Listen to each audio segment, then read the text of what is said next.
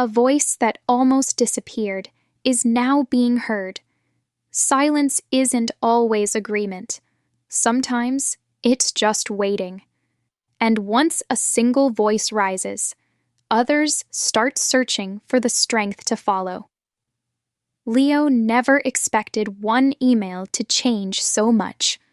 But now, he walks into an office that no longer feels quiet in the same way. Only this time, silence is no longer the comfortable option. Things happened 3 days after the email. The first to reach out was Victor, a quiet, long-time QA engineer. They met for coffee.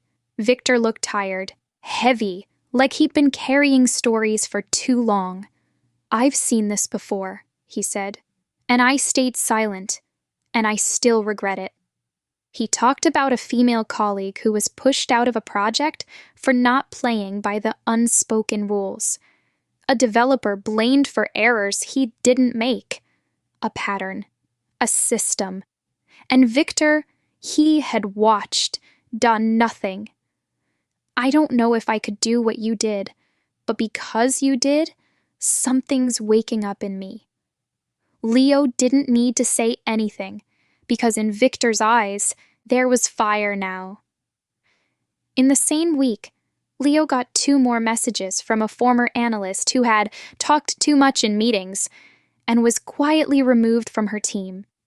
Another from someone who had quit, citing burnout, but really, he'd been iced out. They didn't ask for help. They didn't want revenge. They just said, "Thanks for saying what we couldn't. I wish I'd had your courage. If you ever need someone to back you up, I'm here." The silence had broken, and what was growing now wasn't chaos. It was trust. But not everyone welcomed this shift. Nate, now visibly uncomfortable, started spinning a new narrative. He whispered that Leo was stirring up trouble, dividing the team. A few managers started watching Leo closely. Some meetings happened, and Leo wasn't invited. One afternoon in the pantry, Leo walked in and the room fell quiet. Eyes flicked away. Faces tightened. He felt the chill. But this time, he didn't flinch. He poured his coffee, turned around, and said, "I haven't done anything wrong. If you've got questions, ask me." No one answered. But the silence felt different. Let's dive into the next chapter. A week later, Mr. Bennett invited Leo to a private meeting, this time with a member of senior leadership, not to discipline him. "Do you believe this company has a deeper issue?" the executive asked. Leo didn't hesitate. "I don't think the system itself is broken. But I think we've let the wrong people run it for too long, without challenge." The room went still. Then came the real question. "What is it that you want?" Leo's voice was calm. "I don't want people fired. I just want fairness. I want people to stop being pushed out just because they refuse to bow down." That evening, Leo stayed late at the office. It was raining lightly, quiet outside like the air was thinking. He looked up at the building. He remembered his first day. Nervous. Unsure, out of place. Now, he didn't feel like he fully belonged yet.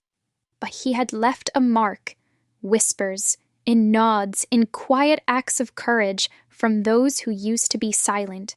They said, important to him, and now he was not like that.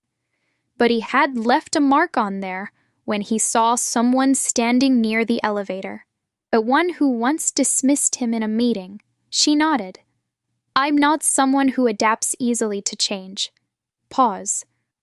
"But I have to admit, you're doing something that most people here wouldn't even attempt." Leo blinked, unsure what to say. Elaine continued, "I still don't agree with how you've done everything, but I respect you, and if you need someone to speak up in the next meeting." "I'll be there," Leo nodded and smiled. A small smile, but somehow it said more than 1,000 words. The first voice that ever made a speech, it made an echo behind it. Think Rogers could possibly support anyone. Can you believe that when truth is spoken enough times, it cannot be buried?